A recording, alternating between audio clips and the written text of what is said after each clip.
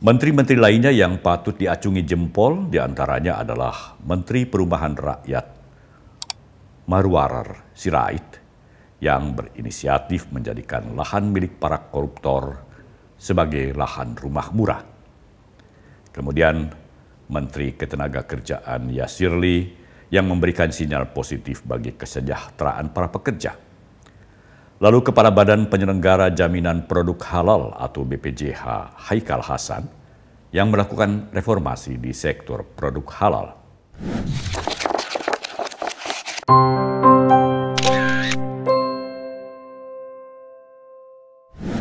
Kawan Minbot, selama sebulan masa pemerintahannya, Presiden Prabowo Subianto dan para menterinya di Kabinet Merah Putih sudah melakukan gebrakan-gebrakan atau perbaikan yang patut diapresiasi. Ini sejalan dengan janji Prabowo sebelum dilantik menjadi presiden bahwa pihaknya akan memperbaiki dan menyempurnakan berbagai kekurangan yang ditemukan pada masa pemerintahan Jokowi, namun tetap melanjutkan dan meningkatkan program-program yang sudah baik, yang sudah dirintis oleh pemerintahan sebelumnya. Gebrakan-gebrakan Presiden Prabowo yang dinilai merupakan langkah berani itu, diantaranya adalah keberaniannya mengamputasi tugas penyelenggara ibadah haji dan umrah yang selama ini berada di bawah wewenang Kementerian Agama. Penyelenggaraan ibadah haji dan umrah nantinya akan dikelola oleh lembaga tersendiri yang terpisah dari Kementerian Agama, yakni Badan Penyelenggara Haji. Dan Presiden Prabowo sudah melantik Muhammad Irfan Yusuf sebagai kepala badan tersebut. Meski demikian, Prabowo tidak tergesa-gesa memerintahkan Badan Penyelenggara Haji untuk segera mengambil alih kewenangannya dari Kementerian Agama, mengingat urusan penyelenggaraan ibadah haji dan umroh ini cukup kompleks dan menyangkut ratusan ribu jemaah haji dari Indonesia yang sudah dijadwalkan untuk diberangkatkan pada musim haji tahun 2025 yang jumlah kuotanya mencapai 221 ribu jemaah haji. Untuk itu diperlukan proses transisi dari Kementerian Agama kepada Badan Penyelenggara Haji. Sehingga tahun depan, Badan Penyelenggara Haji yang dipimpin oleh Irfan Yusuf masih akan berkolaborasi dengan Direktorat Haji dan Umrah Kementerian Agama.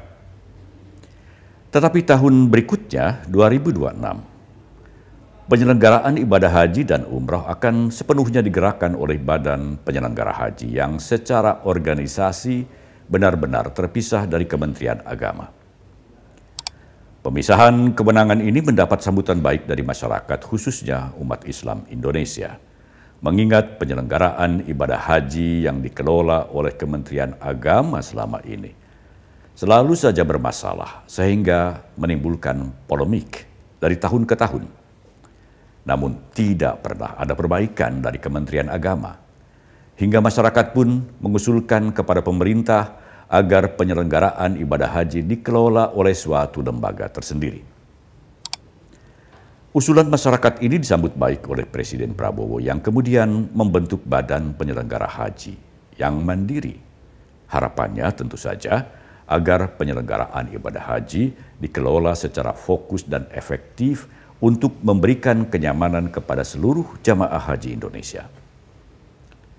Demi kenyamanan jemaah haji asal Indonesia, Prabowo juga memerintahkan Badan Penyelenggara Haji membangun perkampungan khusus bagi jemaah haji RI di Tanah Suci. Gebrakan lainnya yang dilakukan Presiden Prabowo adalah memangkas koordinasi beberapa kementerian. Kementerian-kementerian yang semula berada di bawah koordinasi Menteri Koordinator, kini harus langsung berkoordinasi dengan Presiden, meskipun Prabowo sudah membentuk 7 kementerian koordinator. Tujuannya tak lain untuk memangkas birokrasi dan meningkatkan optimalisasi serta efektivitas kerja masing-masing kementerian. Dengan koordinasi langsung di bawah Presiden, maka kementerian-kementerian itu akan terpacu untuk meningkatkan kinerjanya dalam waktu secepat-cepatnya. Salah satu kementerian yang kini berada di bawah koordinasi Presiden secara langsung adalah Kementerian Keuangan.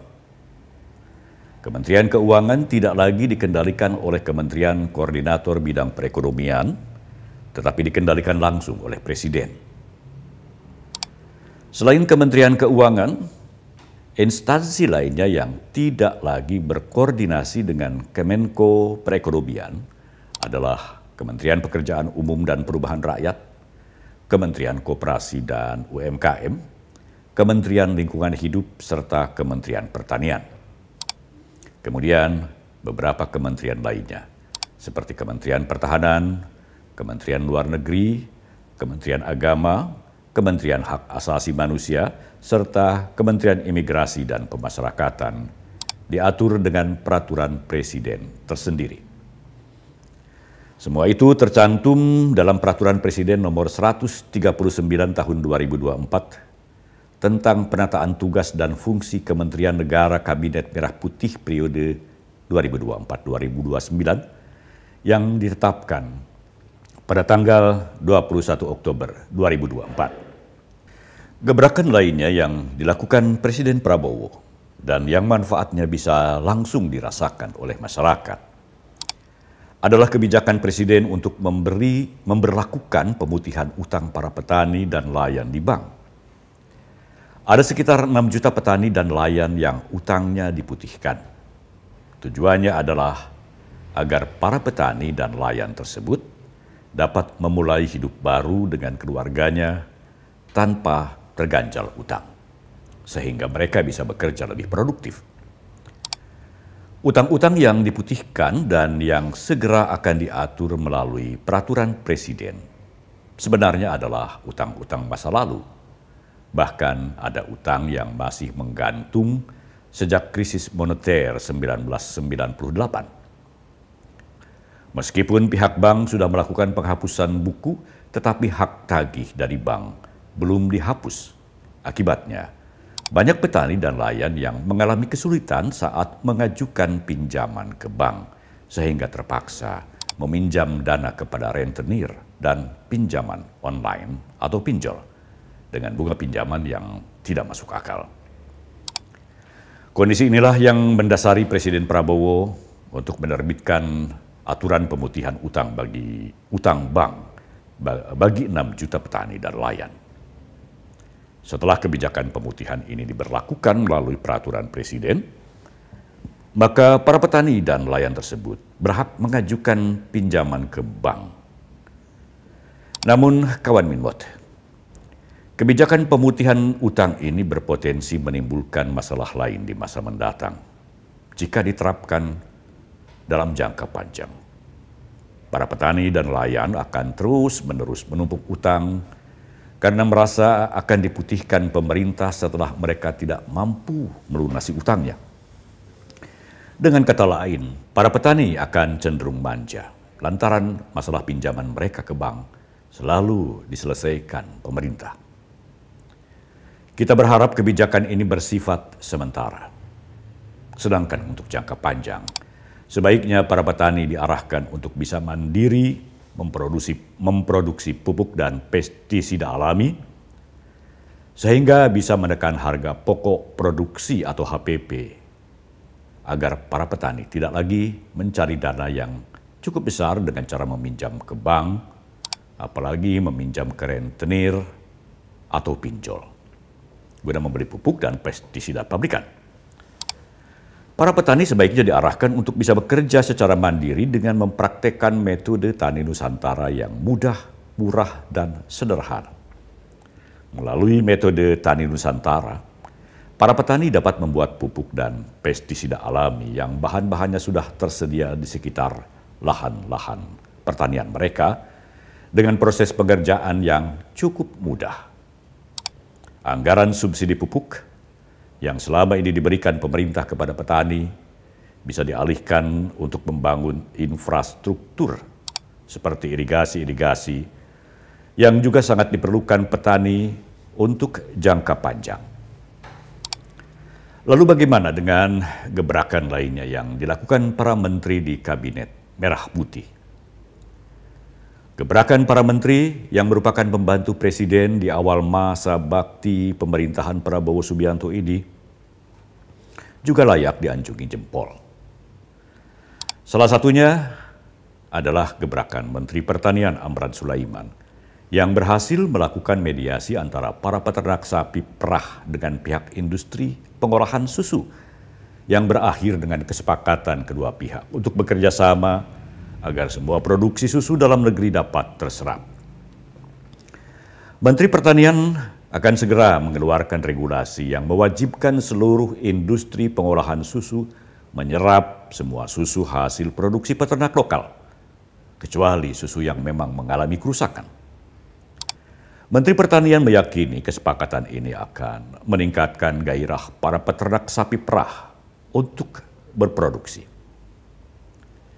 Kebijakan Menteri Amran Sulaiman ini terpicu oleh aksi buang susu dan mandi susu yang dilakukan para peternak sapi perah di Boyolali dan Pasuruan sebagai protes terhadap industri pengolahan susu dalam negeri yang lebih suka mengimpor susu bubuk dari luar negeri ketimbang memanfaatkan atau menyerap susu hasil produksi para peternak Indonesia. Kuota susu yang dihasilkan para peternak lokal dibatasi oleh pabrik-pabrik atau industri pengolahan susu, sehingga mengakibatkan para peternak mengalami kerugian yang sangat besar karena susu yang mereka produksi terbuang percuma. Aksi buang susu itu sempat viral di media sosial. Para peternak sapi di Boyolali, Jawa Tengah, membuang sekitar 50.000 liter susu ke tempat pembuangan sampah akhir dan menggelar aksi mandi susu di Tugu Susu Tumpah, Boyolali. Unjuk rasa ini mewakili ribuan peternak sapi perah di Boyolali yang mengalami kerugian besar lantaran pihak industri pengolahan susu menolak susu hasil produksi mereka. Kemudian di Pasuruan, Jawa Timur, para peternak sapi perah juga membuang 500.000 liter susu akibat kalah bersaing dengan susu impor. Menteri Pertanian cepat tanggap, pihaknya segera menggelar mediasi antara para peternak sapi perah dengan industri pengolahan sapi dan pihak industri diwajibkan menyerap semua susu hasil produksi para peternak. Pihak industri sepakat atas keputusan tersebut dan para peternak berjanji akan meningkatkan kualitas produksi susu mereka. Kesepakatan ini tentunya hendaknya diikuti dengan upaya peternak untuk menjaga dan meningkatkan kualitas susu yang mereka produksi karena alasan industri pengolahan susu membatasi kuota susu lokal untuk masuk ke pabrik-pabrik selama ini. Di antaranya lantaran banyak susu yang diproduksi peternak memiliki kualitas di bawah standar. Tak sedikit susu yang dikirim para peternak ke pabrik-pabrik pengolahan susu sudah dicampur dengan air, sehingga tidak lolos penyaringan BPOM atau Badan Pengawas Obat dan Makanan. Gebrakan lainnya yang patut diapresiasi adalah gebrakan Menteri BUMN Erick Thohir yang membentuk Badan Pengelola Investasi Dana Anagata Nusantara, Daya Anagata Nusantara.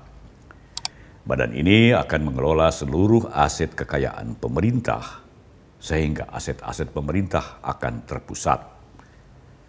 Dengan pemusatan aset-aset pemerintah ini, maka dengan sendirinya kekayaan pemerintah bakal terkontrol dengan baik.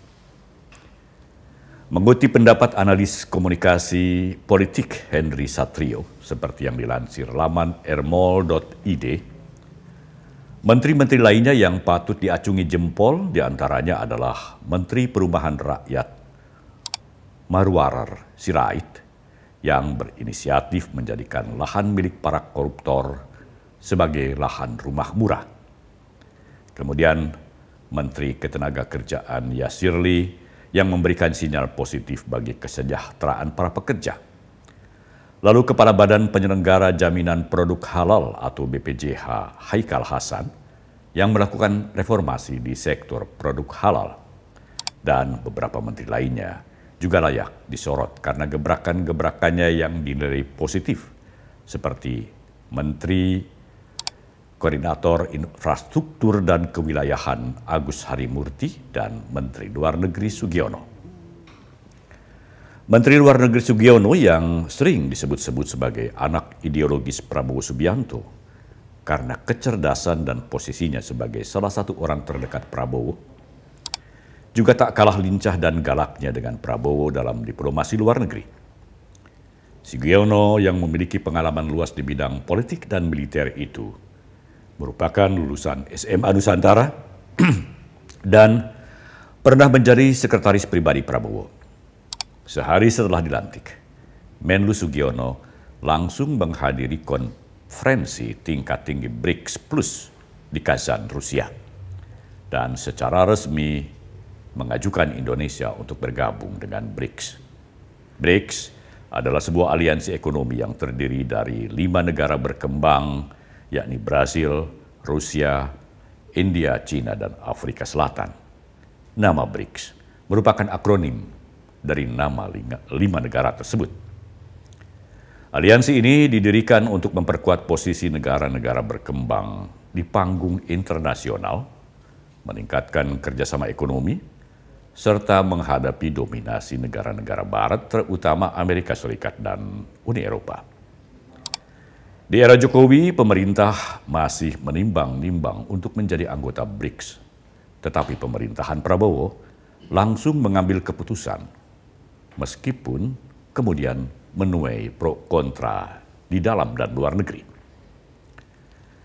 Di sela-sela KTT BRICS, Menlu Sugiono mengadakan pertemuan khusus dengan Sekjen Organisasi Pembebasan Palestina PLO, Hussein Al-Sheikh, untuk menegaskan kembali komitmen Indonesia yang akan terus membantu perjuangan rakyat Palestina menuju Palestina merdeka dan berdaulat.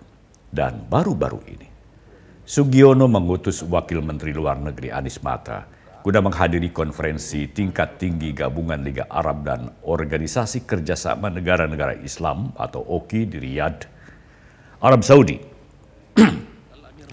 Di konferensi tingkat tinggi tersebut, atas nama pemerintah Indonesia, Wamenlu Anies Mata dalam pidato resminya mengusulkan kepada Perserikatan Bangsa-Bangsa PBB untuk mencabut keanggotaan Israel di PBB dan mengisolasi Israel dari semua forum dan organisasi global. Kawan Minmot, demikianlah beberapa gebrakan positif Presiden Prabowo Subianto dan para menterinya di awal pemerintahan baru ini. Memang masih sangat banyak masalah yang harus segera diselesaikan pemerintah. Namun apa yang dilakukan Prabowo dan para menterinya patut diacungi jempol. Dengan catatan, gebrakan-gebrakan positif itu tidak bersifat sementara, melainkan menjadi gebrakan yang terus berkelanjutan karena masih banyak masalah yang harus segera diselesaikan, di antaranya masalah kemiskinan, pengangguran, korupsi, ketimpangan sosial, kebocoran anggaran, dan pengendalian harga-harga kebutuhan pokok. Mengenai pengendalian harga-harga kebutuhan pokok, tampaknya sudah ada sedikit titik terang dengan menjadikan Perusahaan Umum Badan Urusan Logistik atau Perumbulog sebagai badan yang bertanggung jawab langsung kepada Presiden. Di era pemerintahan Prabowo, Bulog tidak lagi berada di bawah Kementerian Perdagangan. Dengan pengawasan langsung Presiden, Bulog bisa bergerak cepat melakukan operasi pasar setiap waktu dan langsung mengendalikan harga secara nasional tanpa harus berkoordinasi dengan Kementerian Perdagangan. Sampai di sini dulu, kawan Minmot. Terima kasih untuk Anda yang telah setia menjadi subscriber kami. Dan Anda yang sering memberikan like, share, dan komentar. Salam Minmot.